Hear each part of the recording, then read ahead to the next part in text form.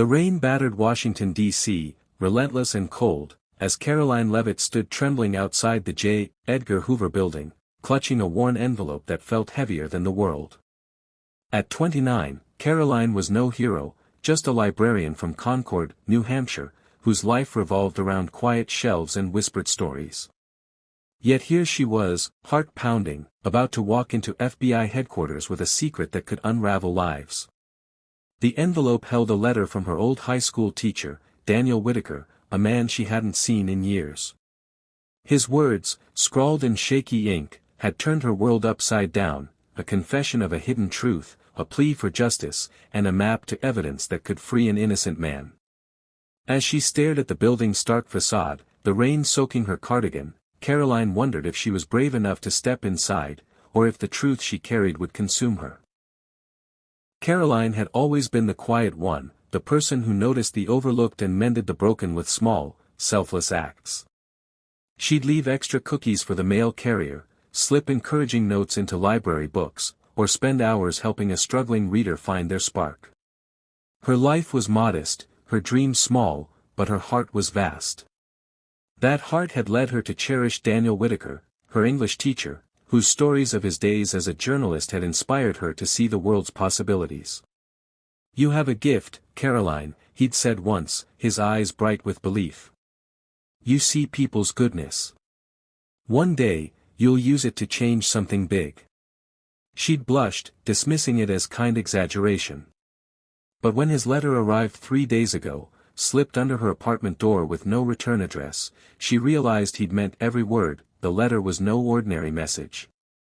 It was a confession, raw and urgent, from a man staring down his own mortality. Daniel, now 72 and battling cancer, revealed a secret he'd buried for decades. As a journalist, he'd uncovered a conspiracy. A corrupt senator, Richard Caldwell, had framed Marcus Tate, a community organizer, for embezzlement to protect a web of financial crimes. Marcus, a father and advocate for the poor, had been sentenced to life in prison, his name smeared, his family shattered. Daniel had evidence, documents, recordings, photographs, hidden in a DC storage locker, but fear for his family's safety had kept him silent. Now, with time running out, he'd chosen Karoline to finish what he couldn't. "You're the only one I trust," he wrote. "Your heart is true. Free Marcus. Be brave." Karoline's hands shook as she stood under her sagging umbrella, the letter's weight pulling her toward the FBI's doors. She'd spent sleepless nights wrestling with what to do. Ignore it. Go to the police. The media. But Marcus's face haunted her. Kind eyes and faded news clippings, a man who'd lost everything. And Daniel's faith in her burned brighter than her fear.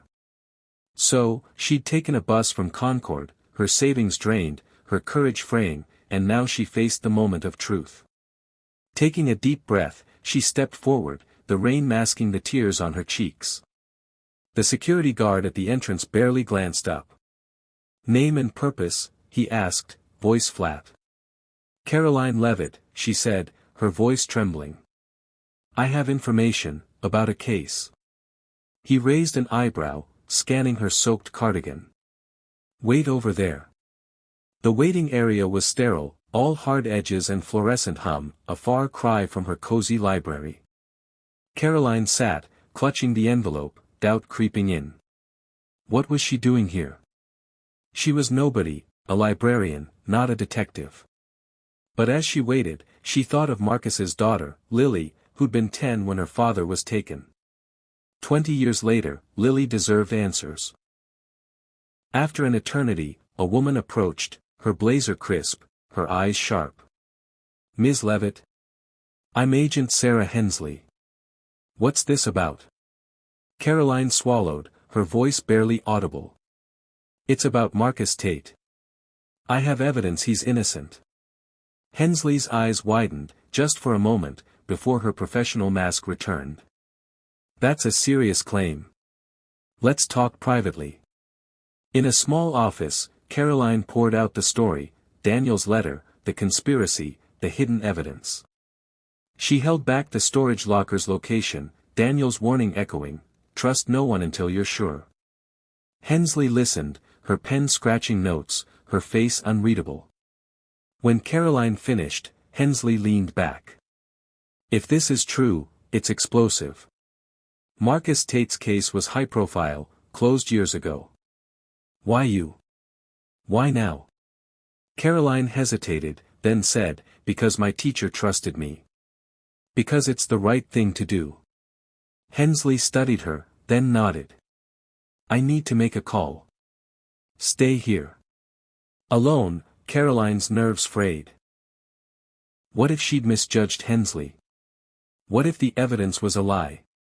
But before doubt could swallow her, Hensley returned with a man whose presence filled the room. Deputy Director Paul Grayson, he said, his voice like gravel. Tell me everything. Karoline repeated her story, her voice steadier now, fueled by the memory of Daniel's belief in her. Grayson's face was stone, but his eyes betrayed a flicker of unease.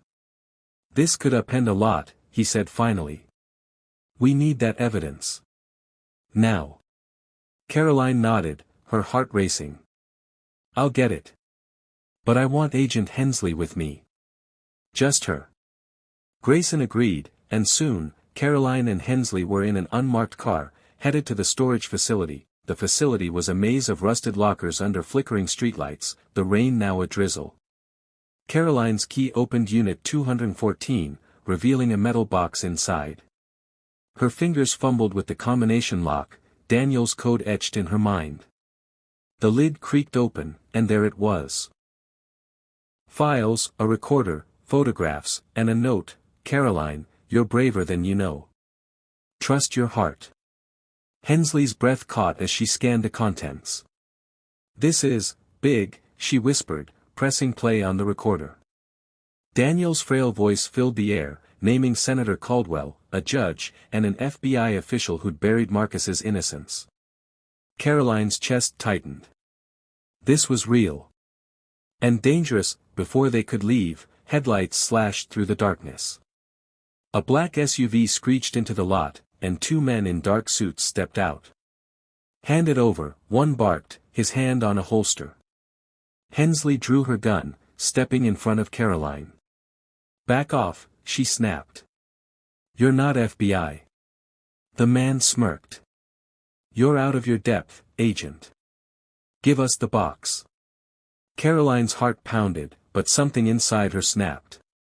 She grabbed the box and ran, her sneakers splashing through puddles. A gunshot rang out, and she ducked behind a locker, her breath ragged. She stuffed the recorder and key documents into her coat, then slid the box under a dumpster, praying it would stay hidden. Hensley caught up, her face pale but determined. We need to move, she hissed. They slipped through a fence, the SUV's engine roaring behind them. Karoline's mind raced, Daniel's warning was true. These men were Caldwell's, desperate to keep the truth buried. They ran to a crowded bus station, blending into the chaos, and boarded a bus to a safe house Hensley knew. In the dim light of the safe house, a dusty row home, Hensley backed up the recordings on a laptop. Caldwell's still powerful, she said. If he knows you have this, he won't stop. Karoline nodded, clutching Daniel's note.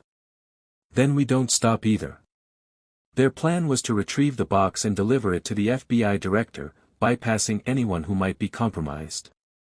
But as they prepared to leave, the SUV appeared outside, its engine idling. Hensley cursed, pulling Karoline out the back door. They fled through alleys, hearts pounding, until they reached the storage facility again. The box was still there, untouched. But as they grabbed it, the SUV returned, blocking their path. The men stepped out, weapons drawn. Last chance, one said. Karoline clutched the box, her voice steady despite her fear. This is for Marcus Tate. You can't have it. Before the men could move, sirens wailed, and FBI vehicles flooded the lot. The men dropped their weapons, hands raised, as Hensley's backup, her trusted colleague, arrived. Karoline's knees buckled, relief washing over her. Back at headquarters, the evidence was analyzed, and the truth unraveled. Caldwell's network was exposed, his allies implicated. Marcus Tate's case was reopened, and whispers of justice filled the halls. Grayson met Karoline's eyes, his voice softer now. "You did something extraordinary, Ms. Leavitt. You gave a man his life back."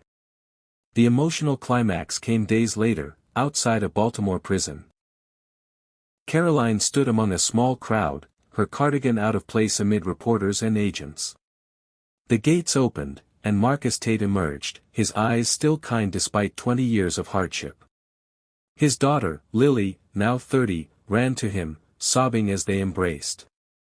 Karoline's throat tightened, tears spilling as she watched a family reborn. Lily approached her later, her voice thick with gratitude.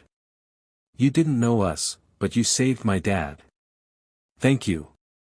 Karoline could only nod, overwhelmed by the impact of her choice. She visited Daniel the next day, his hospital room filled with soft light. He smiled, weak but radiant. "You did it, Karoline," he whispered. "I knew you could." She squeezed his hand, her heart full. As she left, the weight of her journey settled into something new: pride, purpose, hope. Back in Concord, her library awaited, its shelves a quiet haven. But Karoline was different now. She'd seen what kindness could do, how one small heart could spark a wave of change. Every note she'd write, every book she'd share, would carry that truth. Even the smallest act of courage could light up the world. The moral of Karoline Leavitt walks into FBI headquarters, what she finds shocks everyone. Is that the power of compassion, selflessness, and quiet courage can transform lives and right profound wrongs, even when wielded by someone who feels ordinary or insignificant. Karoline, a small-town librarian with no grand ambitions, demonstrates that true heroism lies not in extraordinary abilities but in the choice to act on behalf of others, despite fear or doubt. Her willingness to carry Daniel's secret, risk her safety, and fight for Marcus Tate's justice reveals that small, consistent acts of kindness, listening, helping, believing in others, build a foundation of strength that can topple even the most entrenched injustices. The story teaches that every person has the potential to spark change, and when guided by a heart committed to what is right, even the humblest individual can create ripples of hope and humanity that reshape the world for the better.